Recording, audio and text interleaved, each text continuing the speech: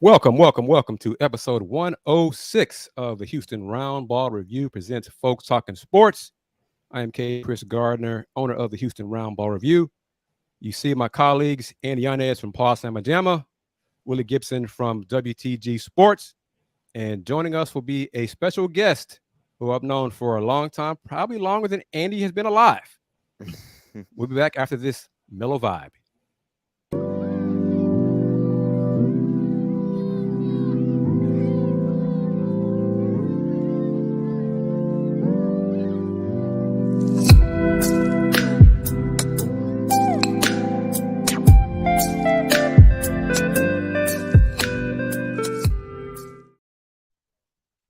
I like that nice mellow vibe here on FTS. Does not indicate how the tenor of today's show is going to be, because at some point in the show, we're going to talk about James Harden and his drama. But for the time being, Andy, how are you, sir? Doing good, Kris. How are you? Doing great. Brother Gibson, how are you, sir? Doing well, gentlemen. How are you? Will, what is the temperature right now in Ohio? Right now, the temperature in Columbus is a great question. Currently, it is 85 degrees. 85. Right now, my laptop says it is 106 here in H-Town, Will. That's what he said. Now, Thursday will be 95. 95 is it's still not 106. Will. Degrees any day of the week here. 95. I think maybe Tuesday will end the streak of 100 plus. Maybe it looks like the tropical system is going to go south of here, so the rain chance will be. We have not had measurable rain, I think, since June. July 6th. That was the last time. Whatever. It's been too long. It's a long time. Miss Wanda, how are you doing? I thought she was at the theater, but she's chiming in with us. I'm going to bring in Carlos Quintero, who I've known. Well, let him tell everybody how long we've known each other. Los, how are you, my friend? Hey, how's it going, Kris? Andy, Willy Gibson, this is Carlos. We've known each other. How long, Los? I mean, at least the 90s. My days at Rice started in the 90s. So whenever you trickled in, I did remember you were with the Stealth. I listened to it. So even back then, we were. It's a long time. That's a long time. 20-some years, right? at least, yeah. And Carlos, let everybody know a little bit about your background and why were you at Rice? Absolutely. Well, first of all, Andy, Willy, hello. I came out to school at Rice. I started in early 90s. I became a student manager for the women's basketball team. And then Coach McKinney, that was the head coach at the time. She saw something in me that I, developed my craft in basketball, and she hired me, and I stayed there till 2010. And then I'm now entering my 14th year at Sharpstown High School. So it's been kind of 19 years at Rice and now 14 years at Sharpstown. And what are you doing at Sharpstown? So I am the athletic coordinator. I'm still involved with girls basketball, the head coach. I also do track, and then I teach Spanish. Wow. Andy, see the parallel? Yes, most definitely. That's a full slate, man. Right. Andy, tell Carlos about your track right now.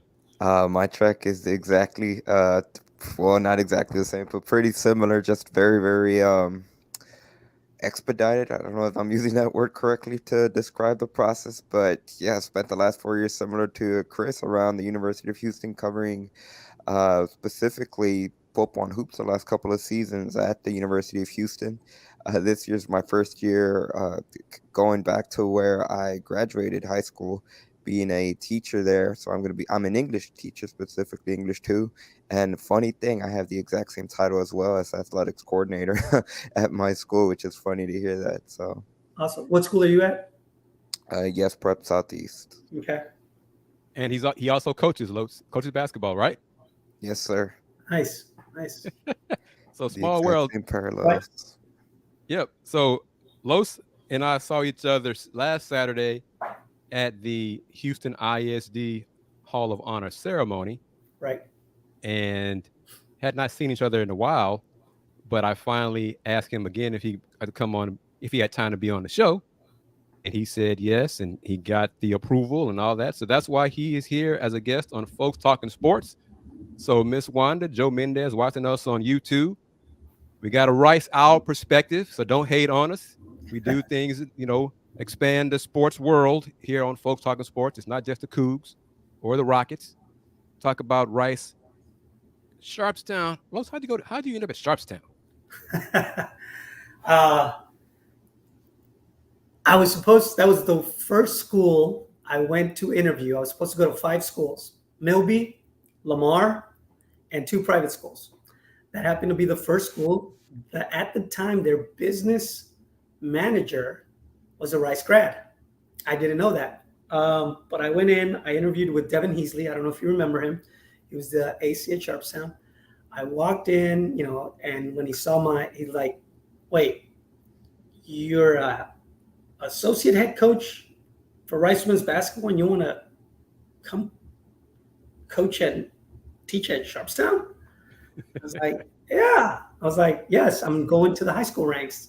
They're like, so what's going on? I go, after 18 years, I guess at that time, I'm counting my years as a student, but after 12 years of just traveling, and I wanted to slow down and catch kids earlier, right? I thought I could do a good job of that, catching them in high school.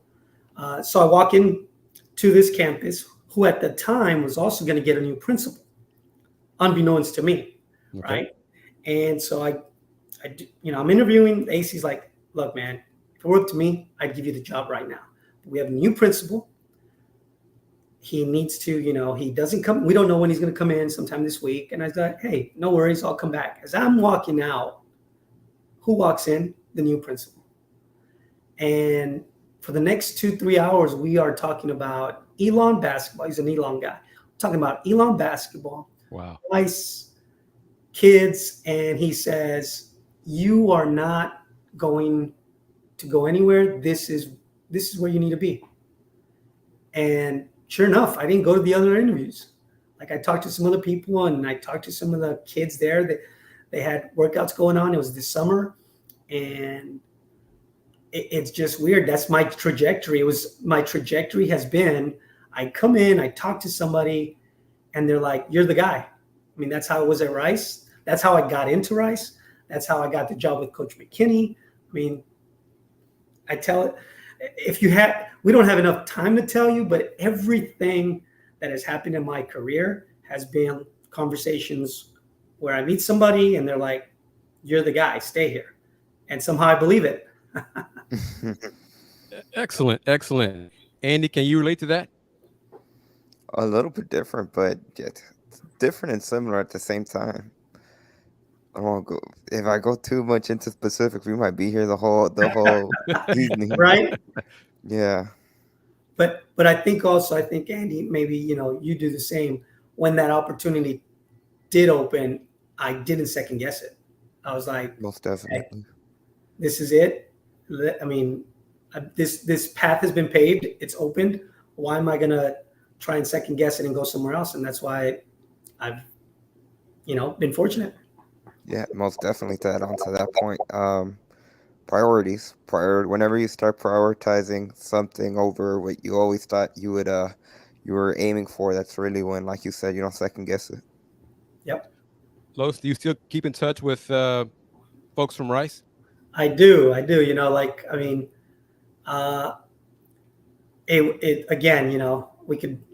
we could be here forever.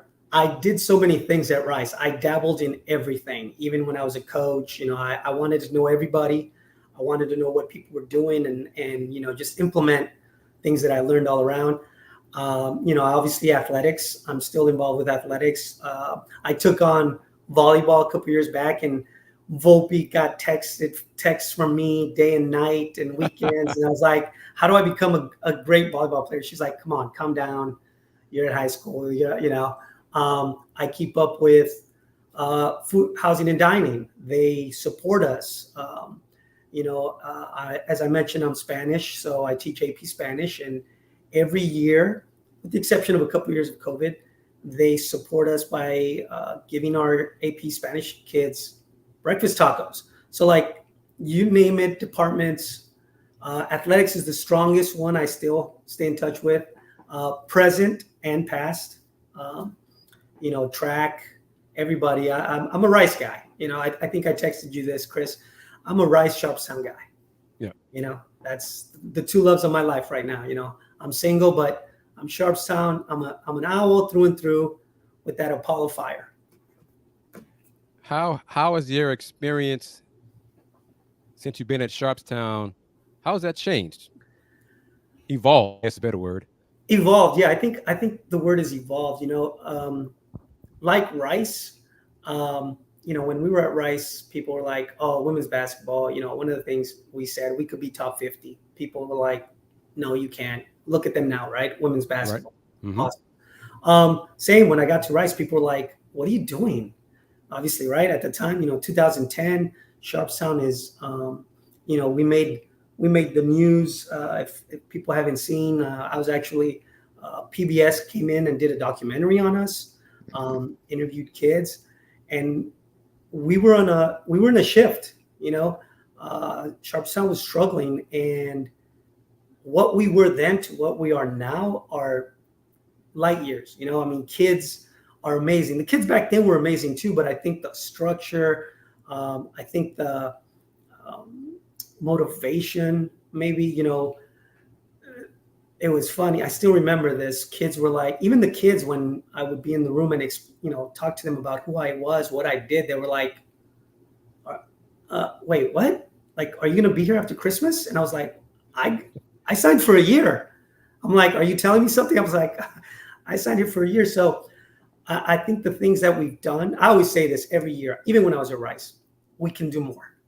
But where we are and what we've done collectively, because it's not one person. What athletics is not me. It's all the coaches that have been there even before we were there.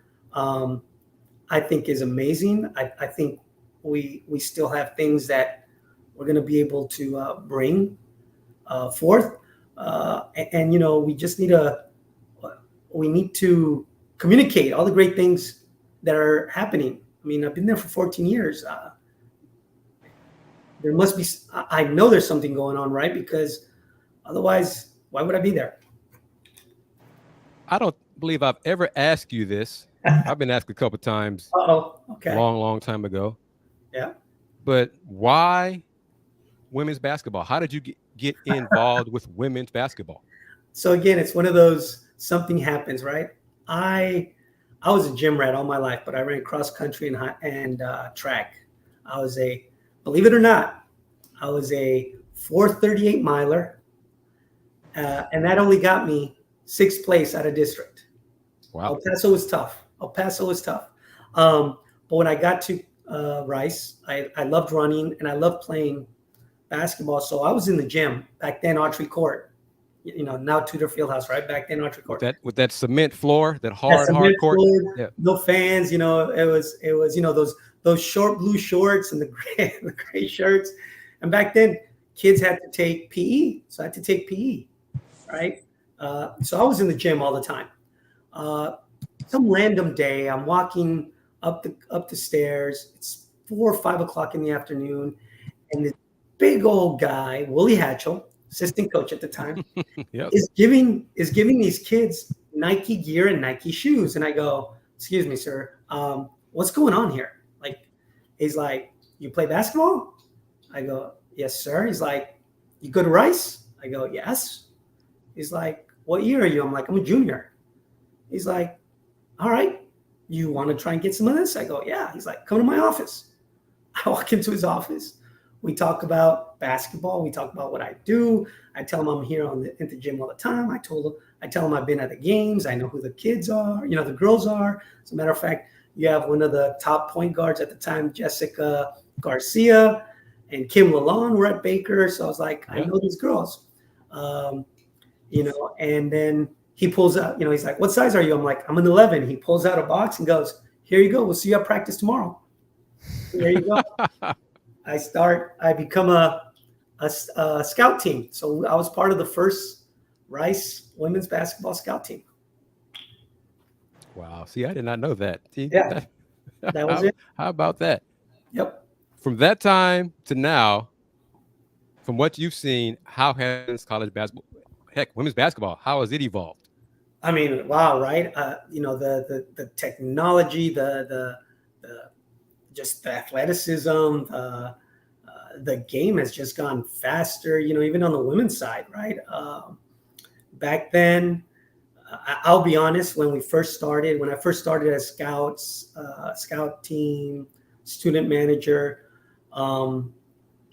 kids we didn't have as athletic teams as I see now. I was telling Volpe this like 4 or 5 years ago.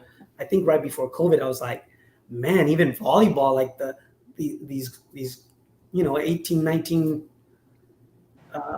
female athletes that we're getting were amazing, right? I mean, right.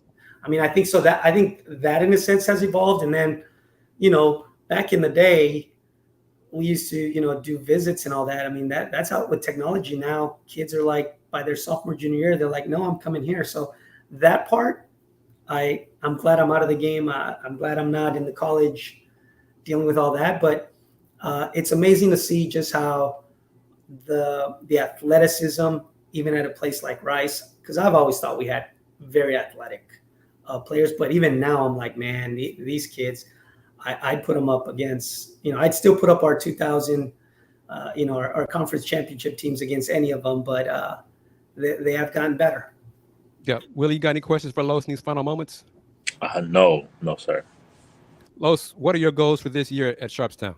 Well, as always, making sure that we equip these kids with everything, not just about winning or losing it on the field or on the course, but the academics, giving them opportunities, making them see the potential and the opportunities that athletics and academics can do for them, not only at the high school level, but after that. So, we have a group that is excited.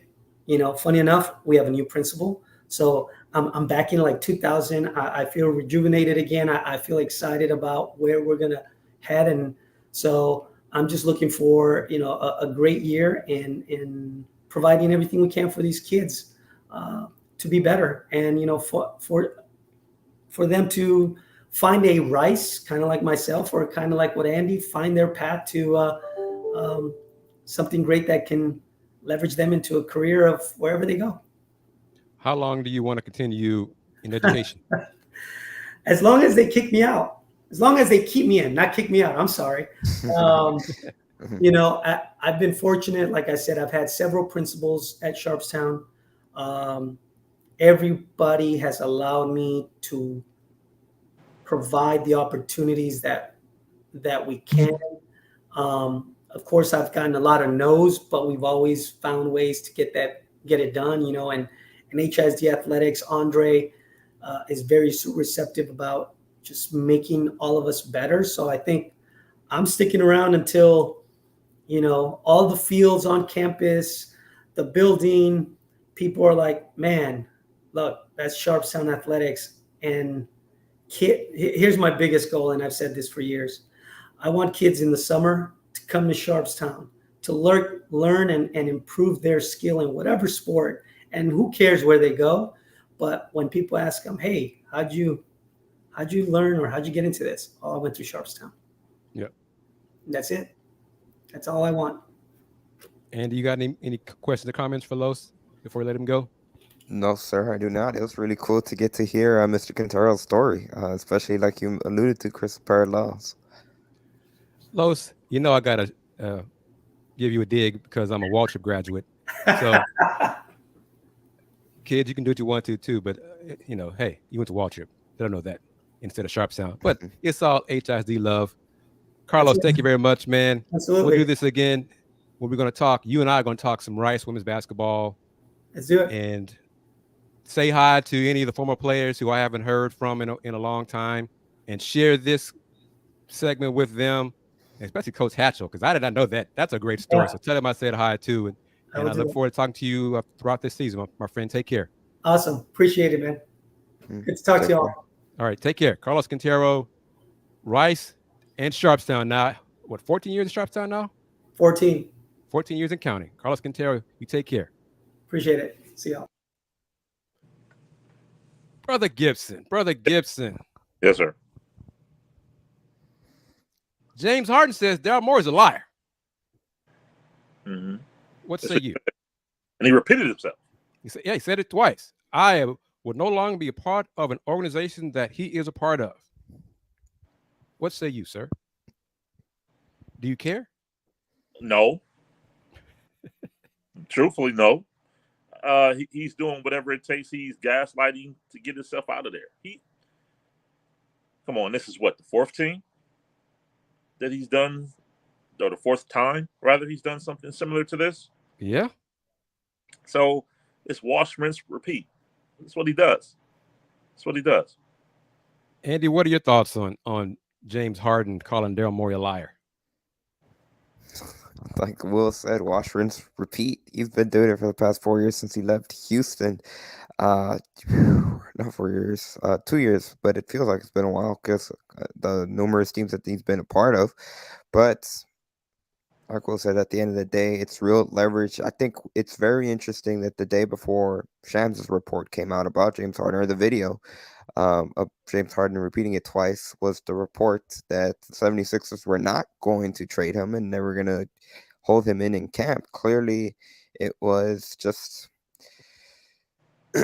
honestly, it was another broken promise in terms of Harden had the option to opt out this year, this free agency period. He chose not to, and I'm assuming the big reason for that is because he was promised that they were going to find a trade destination for him, and then that changed, and that's ultimately the reason why he went and leaked to the reporters to have it posted on social media and make headlines for those 24-hour news cycle. What do y'all believe James feels that Morey lied to him about? The trade? Getting traded? The free agent money? What? But that's my issue with this whole thing. He opted in. He had the option to be a free agent. It wouldn't be an issue of trying to find a trade.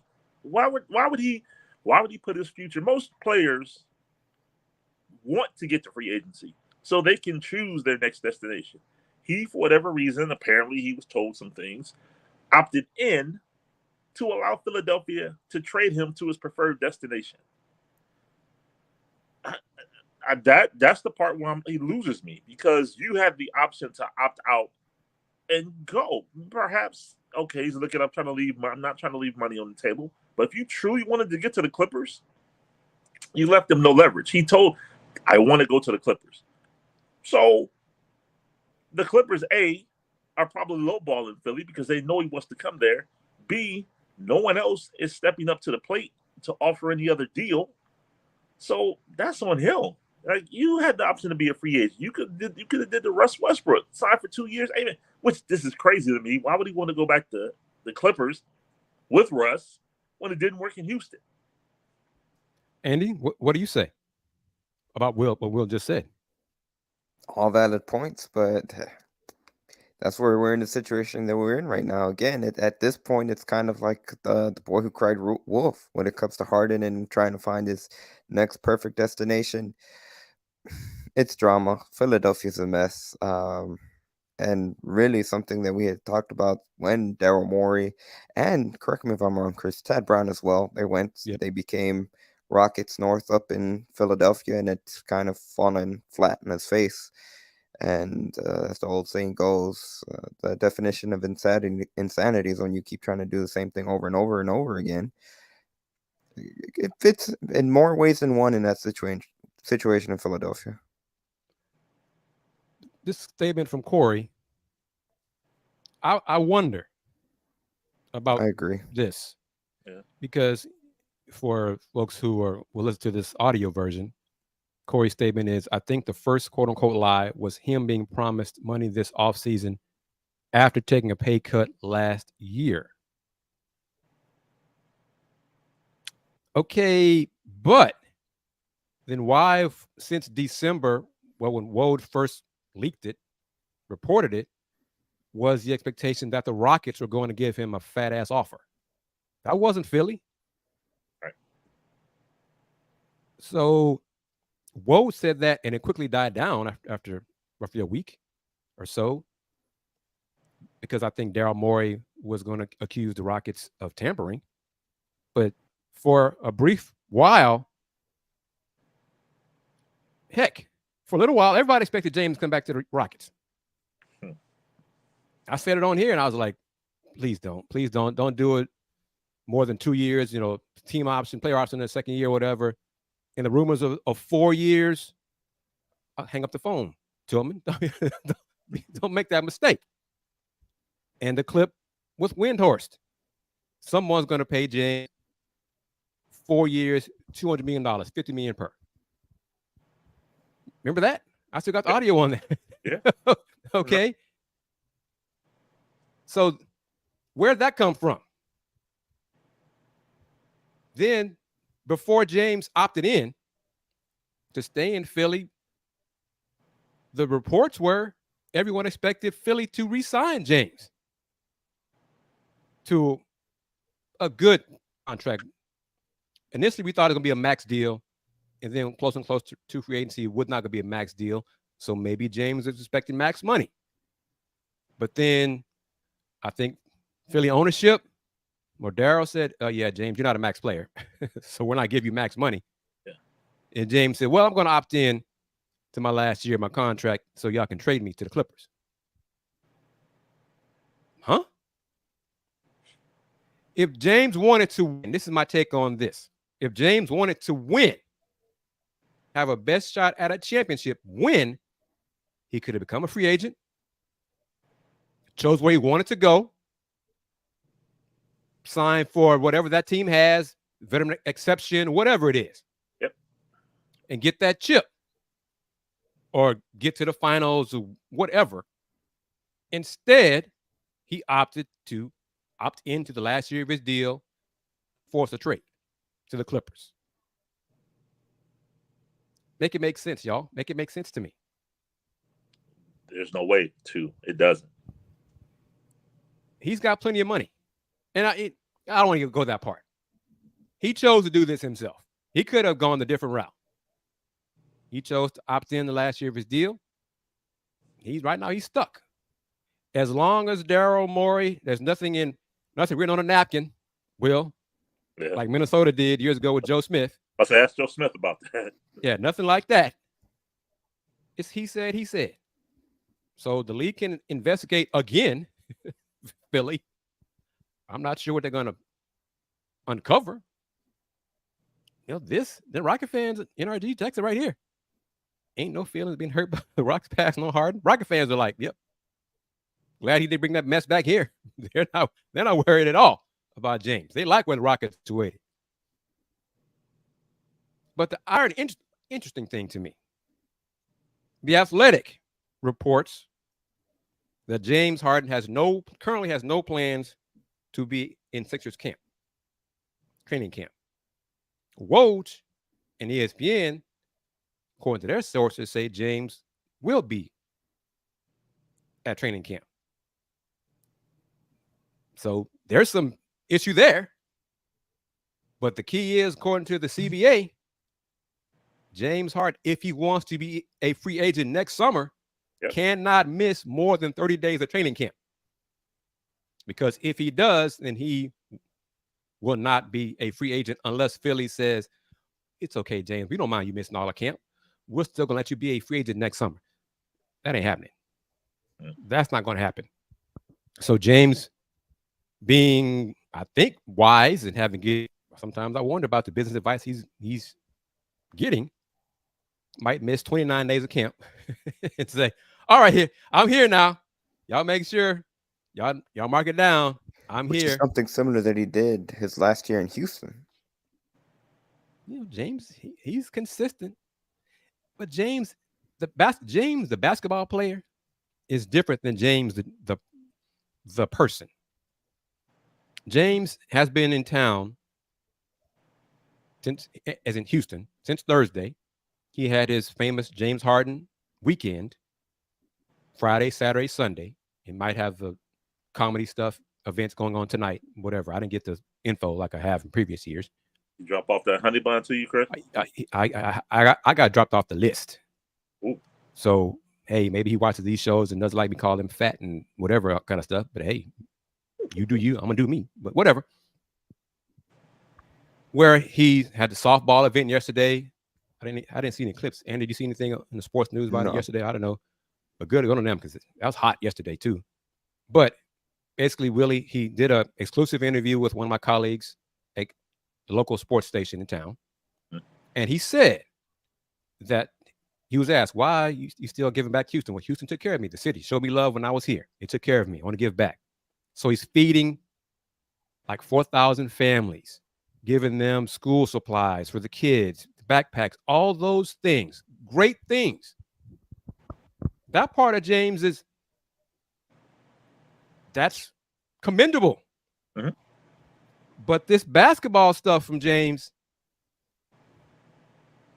man, what do you want to do with your basketball career? Do you want to get paid? Or do you want to try to compete for a championship? Because sometimes you can't do both the older you get. Meanwhile, Joel Embiid's like, what do y'all think Joel is saying right now? Bruh.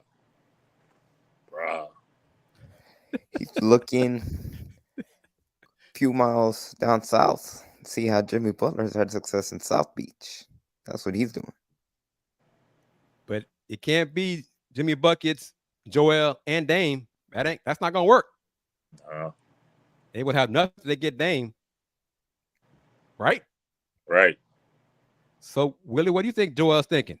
He's no longer processing. If you follow that, and that's always funny to me that people, well, he scrubbed every mention of Philly off his social media.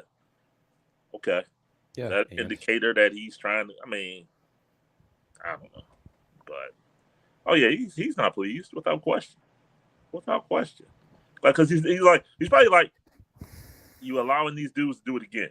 You let Ben Simmons do it, and now you're letting this dude do it. Yeah. So. Kris, let's call a spade a spade. Whenever Daryl Morey and Rockets North took over the 76ers, it's just been downhill. Honestly, it's been a mess. It's been a mess. It's been a mess. And part of me, Will, I like the name you coined. Petty Pendergrass. Petty, that's me. Petty Pendergrass, that's me.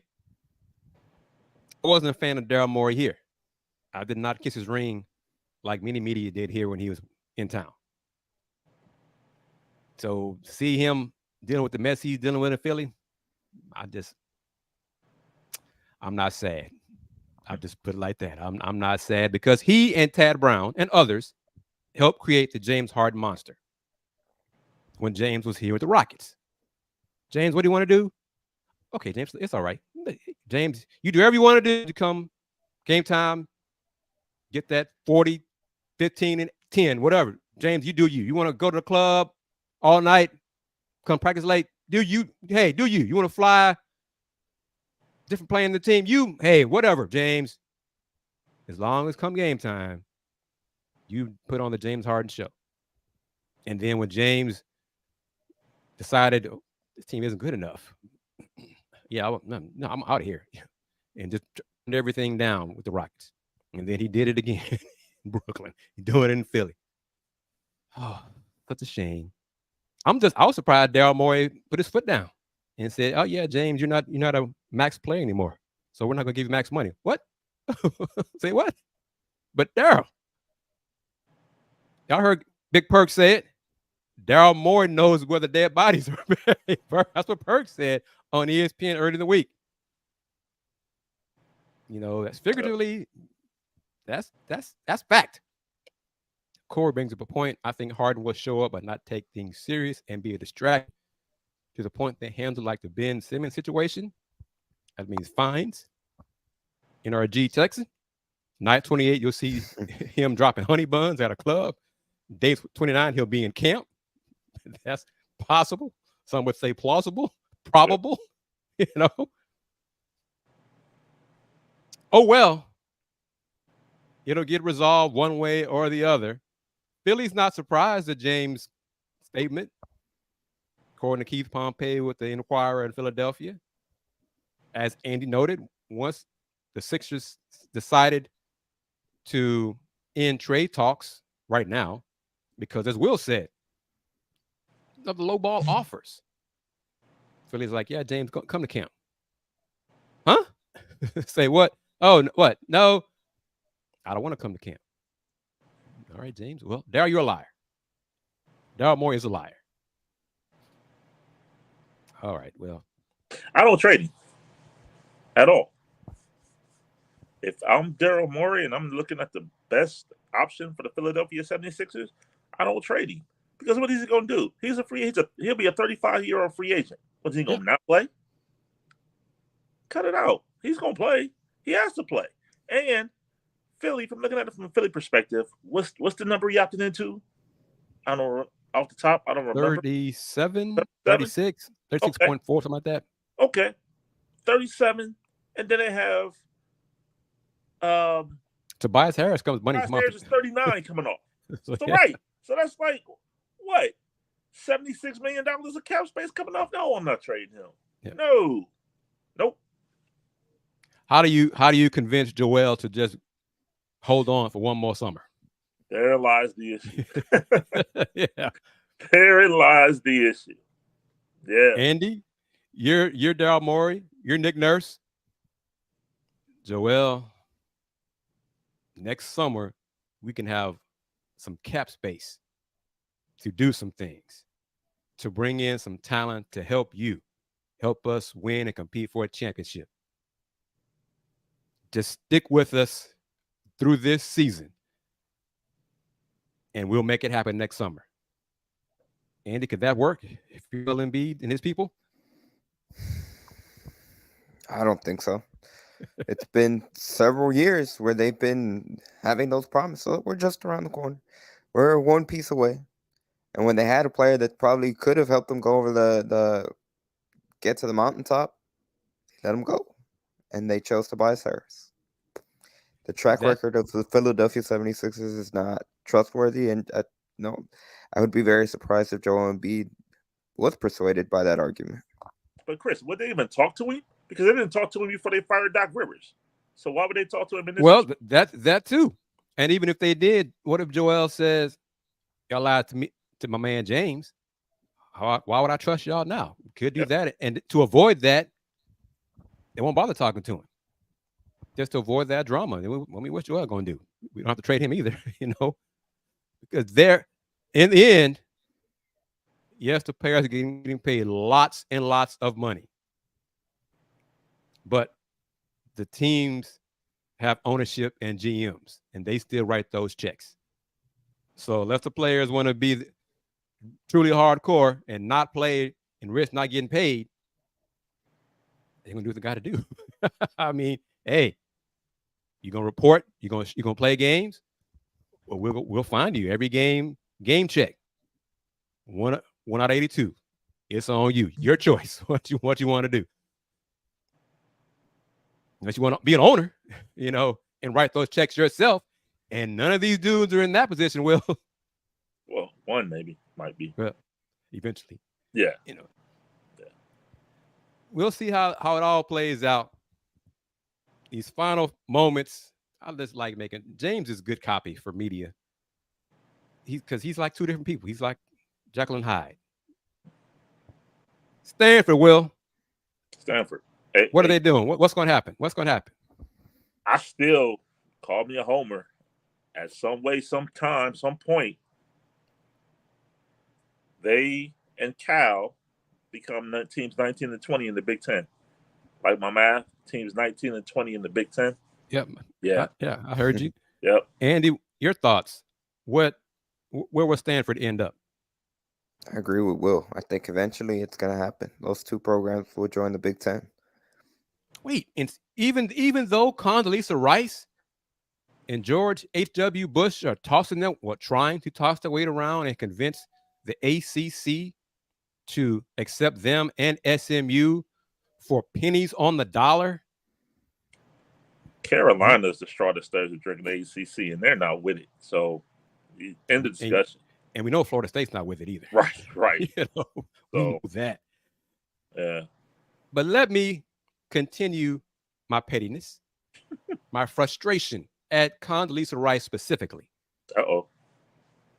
Professor at Stanford, Yep. high academic institution, one of the elite academic institutions in the country, if not the world. Yep.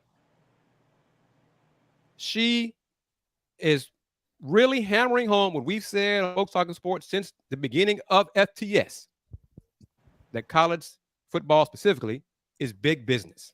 Yep. So she, a professor at a high academic institution, is pushing for her university to join a conference cross country because of the money they could get from football.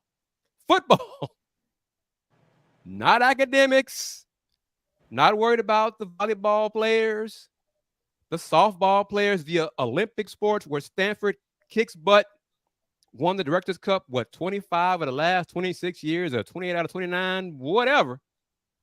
But she is pushing for, oh, that just screams to me hypocrisy to high heaven, man. Am I wrong? Take this, Chris. You just mentioned volleyball. And to that point, the women's volleyball team at Ohio State had a exhibition game today against Pitt.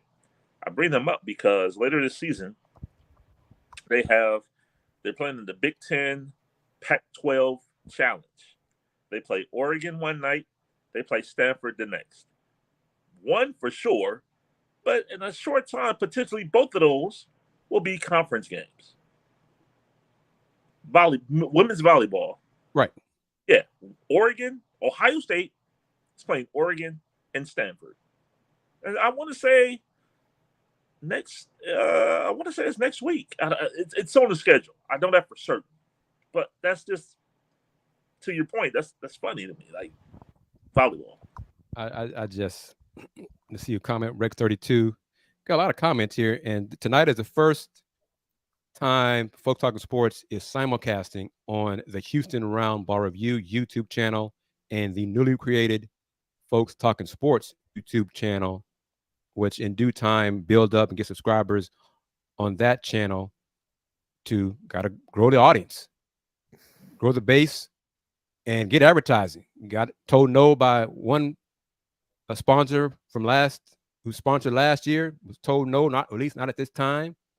Do what you got to do to go forward and spread the base, but we're not going to go cross country and ruin our academics for our student assets.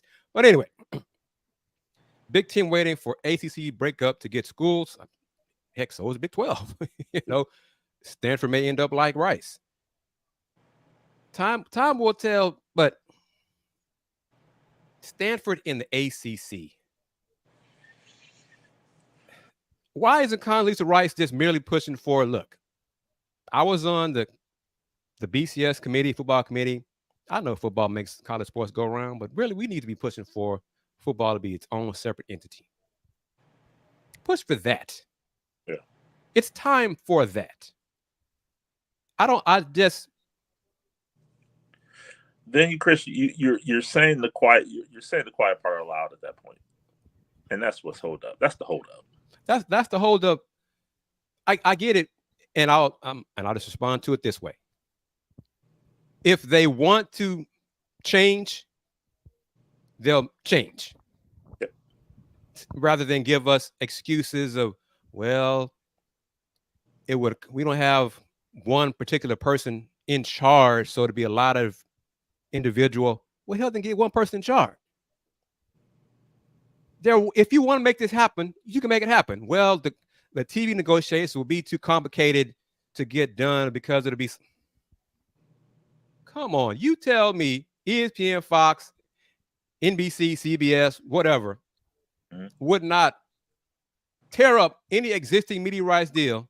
Okay, so we finally got the Power 3, Power 4 conferences for football only. We got our Premier League for college football. Let's make it happen. Yep. Let's talk money. Let's get this done. Yep. And then go back to regional conferences for the Olympic sports. Make that happen. Because we said it on here. Yep. And it's been mentioned a little bit, bits and pieces here and there. Notre Dame football is independent. Hockey is where? The Big Ten. And everything else is where? ACC. Oh, so you mean it can be done? Yeah. oh, I was told it couldn't be done.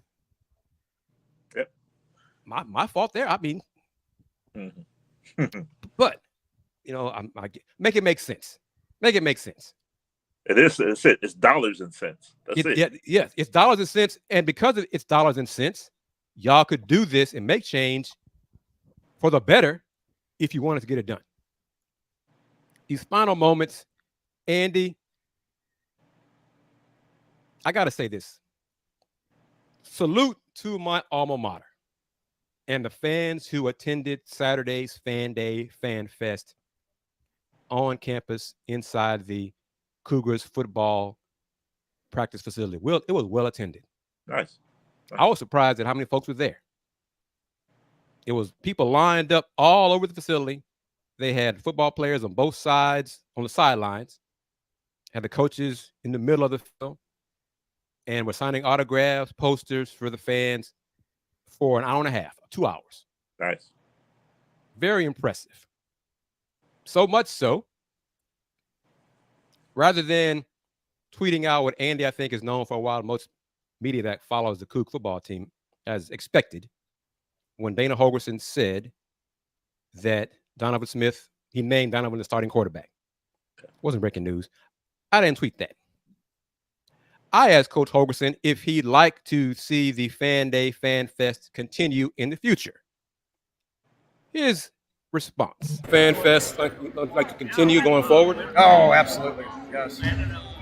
This is a new era for Houston, the University of Houston, for the athletic department.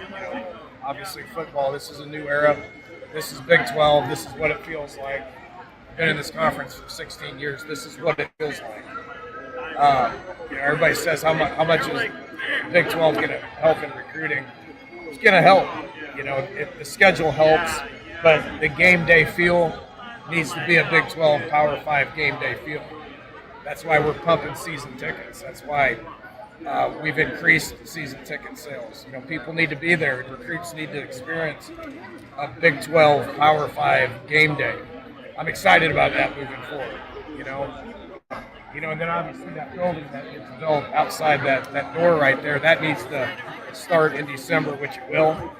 That'll move the needle as well. So kudos. There we go. That's what you want to hear from your coach. Exactly.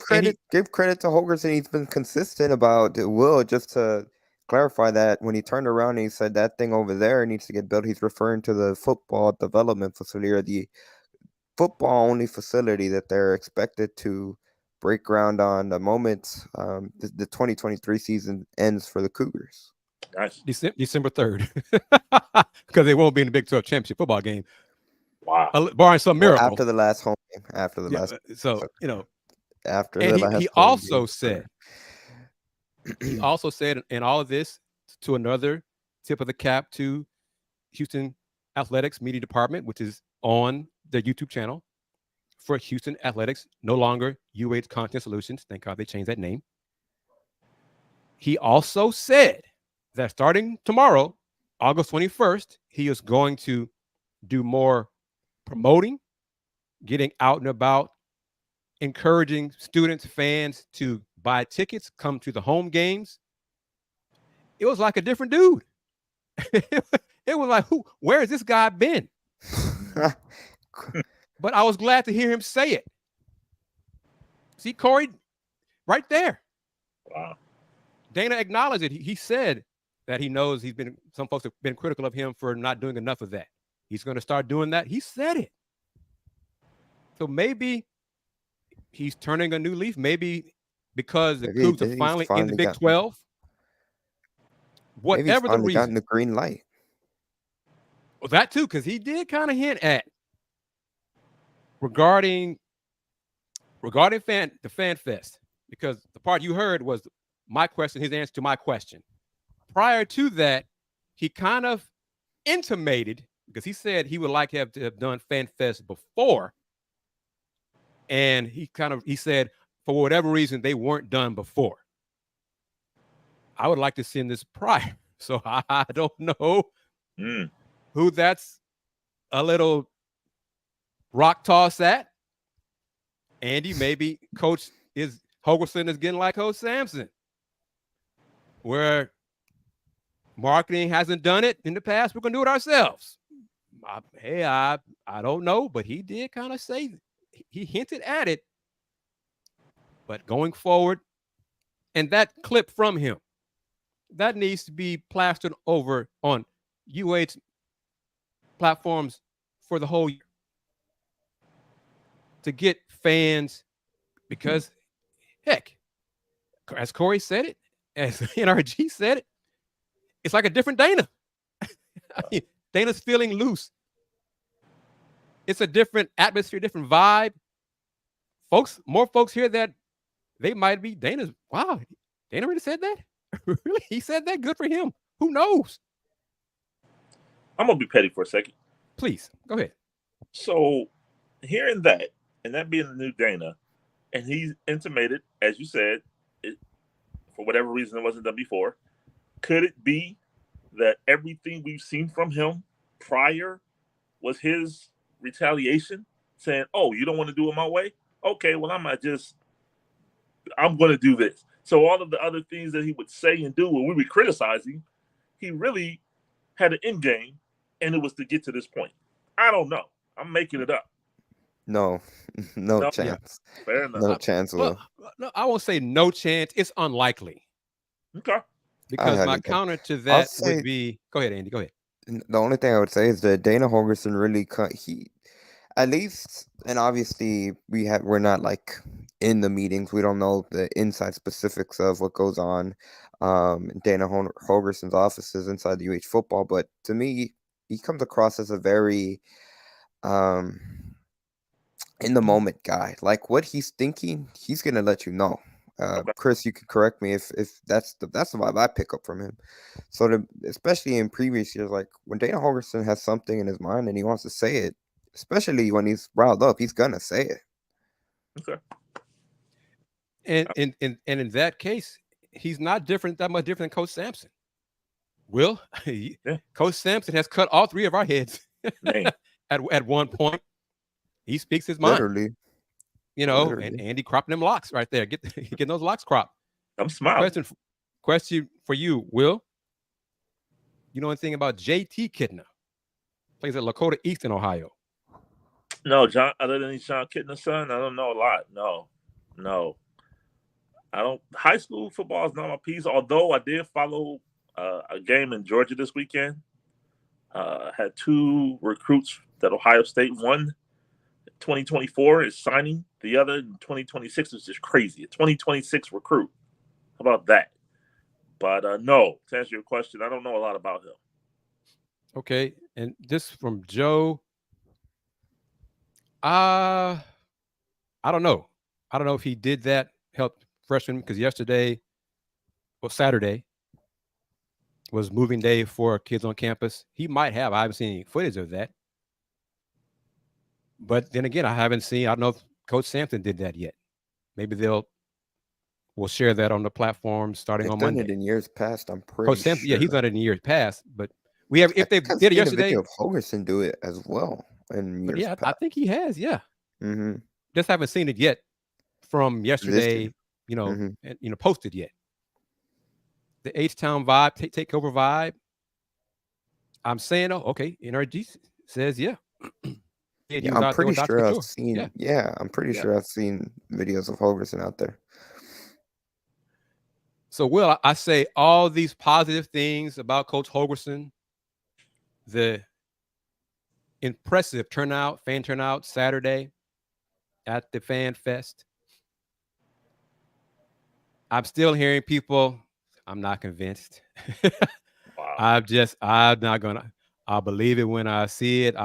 Still don't have any. Sum it up like this, Will. Yep. I'm waiting for basketball season.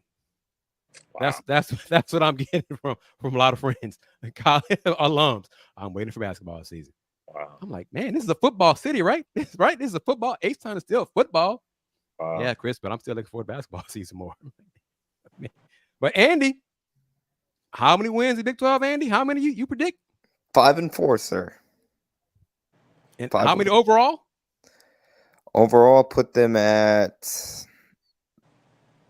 Well, it would have to be 8 if they get 5 conference wins because Well, I don't know what it have to be. they're not losing to Maybe. Rice. They're not losing to Sam Houston. And the But they tone might lose to setter, week UTSA. one, They might lose to UTSA. September 2 against UTSA. In order for them to win 5 conference games, I think they have to go home opener and beat UTSA with their newly announced starting quarterback in Donovan Smith.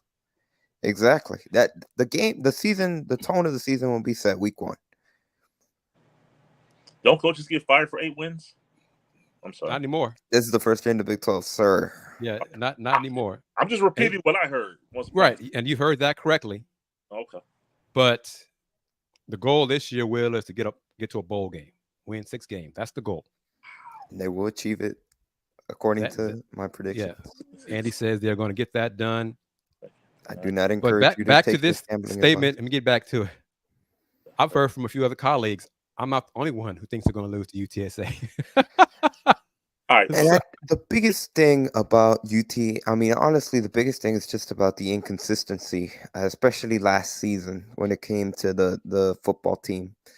And even going back to 2021 when they won 12 games, a lot of those games came down to the wire, and it was just the ball bouncing Houston's way when it came to that 11-game winning streak that catapulted them into the American Athletic Conference championship games. I think that's probably the biggest thing where, from a fan perspective, you can see why they're not fully invested, especially after last season when the expectations that team had heading into the season and not meeting them all the way, it did leave a sour taste in their mouths, and it's a lot of wait and see. That's the mindset around Houston football, Houston Cougars football. What were you going to say? So, a couple things. 5-4 doesn't get you to the Big 12 championship game. And No. I guess I was thinking, all right, he said the goal is to get to a bowl game. That's 6 wins. It's what the athletic director said. Yeah. Yep. So 6 wins. 6 wins up here is early October. When do you expect that team in Houston, the Cougars, to get to 6 wins based on their schedule? I have to look at the schedule. November, last 2 games of the season. End of October, first week of November. Yeah. Wow. All right. Well, first year in the Big 12. Andy got to go on 3-0 realistic, non-conference, so that's half of it right there. So in Andy's scenario, they should get to 6 in late October, right? Ain't something right around there, roughly, or the first week of November, something like that. Okay. Got it. And I think this, Joe Mendez, and I'm pretty sure he's referring to week 1 against UTSA. I know there's a lot of buzz in terms of the Big 12 games. TCU home opener, of course, the big one when Texas comes to town. But I think it'll be very interesting to see what the turnout at TDECU is for that week 1 game. It's not going to be in the afternoon. It's going to be a 6 p.m. kickoff. Evening, right. It'll still be hot, but obviously, you can manage about an hour and a half in the evening sun by September 2, which I say that it's still going to be steaming hot. Yeah, hopefully by that time it won't be 100+ degrees on September 2nd. It might be based on the extended forecast. Yeah, exactly. But hopefully it's been rained by then. But notwithstanding, what very well should be important is for that game. If it's as close to a sellout as possible, and honestly, it should be a sellout because then there's a message getting across when it comes to UH fans that it's not just the Big 12 schedule. It's Houston. We're here to support Houston, and especially a couple of weeks later when they play Sam Houston, that one based off years past, I'd be surprised if there's 30,000 fans for that game, but hopefully I'm wrong, and hopefully it's closer to a sellout when it's not just those premier games, specifically when it's TCU and Texas. So help me out again. Sellout is 40,000 to sellout. 40,000 is the seating capacity, the official seating capacity at TCU. Yeah. All right. And y'all, hey, I've been consistent. I've said maintain it. Too many times the alums, UH alums, didn't buy tickets because of the opponent. rather than just supporting the Coogs. Come see the Coogs. That first game is right. Andy's right. Should be a sellout. It should be a sellout. I'd be shocked if it is, but it should be a sellout. How's the Rise Up? Is it Rise Up, Raise Up? Rise up. Yeah. Man, how's that? I haven't got too many updates on that lately. Brex 32. Well, that'll help as long as there's more red than orange in the stadium by a lot, like 80% red. I'm okay with that. Kinda, I think. But still a sellout. That's the objective. That's where I'm saying. And on that note, we're gonna wrap it up. Oh, let me do this. As Folks Talking Sports is still gonna do this on IG and Threads. Start following us, the show, on those two platforms, as well as begin subscribing to Folks Talking Sports on YouTube.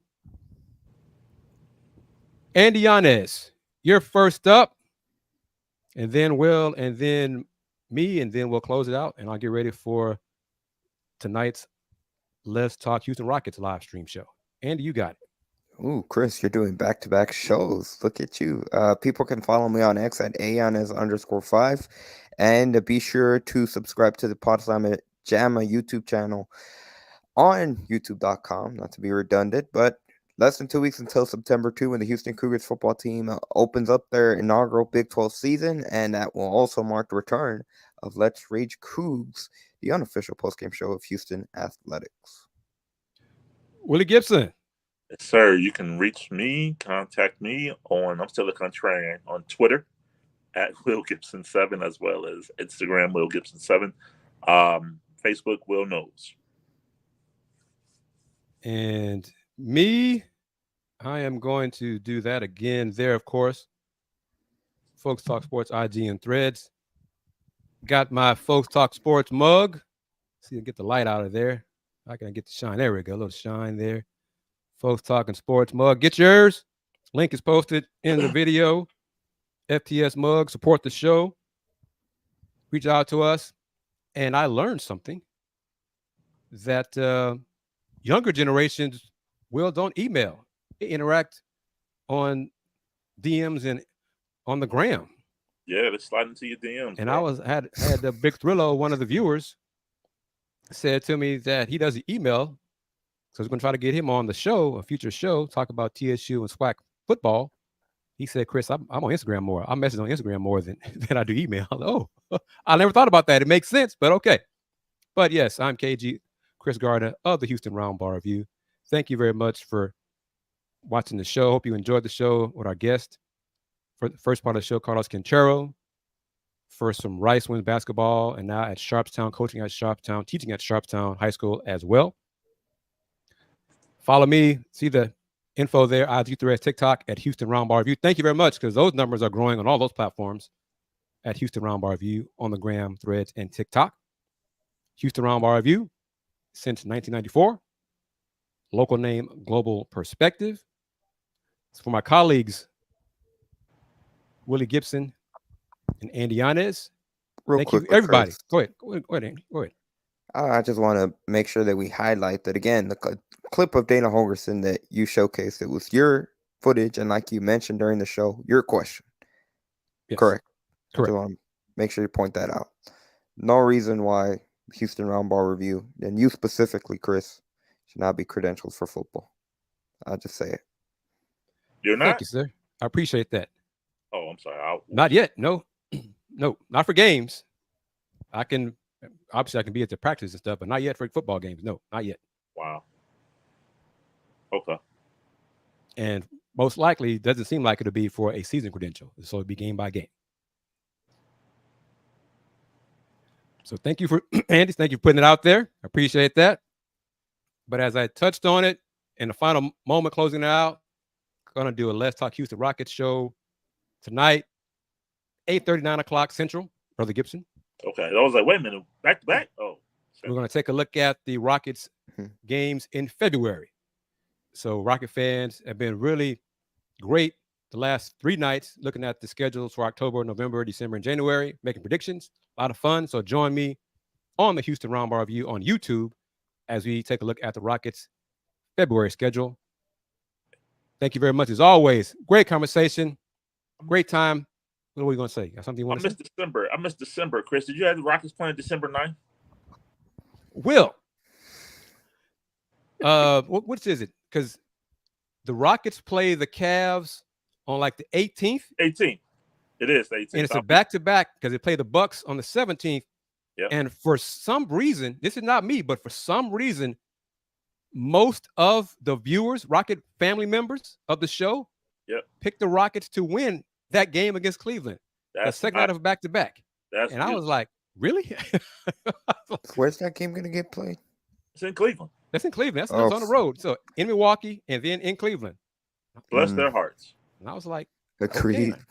And I was like, y'all do remember Cleveland is good, right? But they're not, Even when Cleveland was not good, they always gave Houston problems in Cleveland. I was like, okay. But hey, that's part of the fun of interacting with the Rocket fans. So it's all good and more conversation. And of course, they know I'm a Pistons fan. So all of them. Chris, the Rockets going to sweep Detroit. Beat them twice. Yeah. It's all good. But New Year's Day, Rockets in Detroit, in H-Town, and everybody. That's a dub. Easy dub for the Rockets, Chris. Easy W. I'm like, okay, we'll see. All right. But tune in later on. Homecoming for that. And I think Jarris Walker and the Pacers come back. Their home game, the game in Houston, I want to say is in December. So Jarris will come back to town with the Pacers then. But as always, a lot of fun talking with you guys. Willie, Andy, appreciate it. Thank you for the kind words, Andy. And to the fans, Corey, Rex, Joe Mendez, NRG, I think Tony M popped in as well. Spread the word about the show. Spread the word about Folks Talking Sports on IG, Threads, TikTok, and now separately on YouTube. Until next Sunday, guys. Yes? Yep. All right. Until next Sunday, everybody take care. Peace.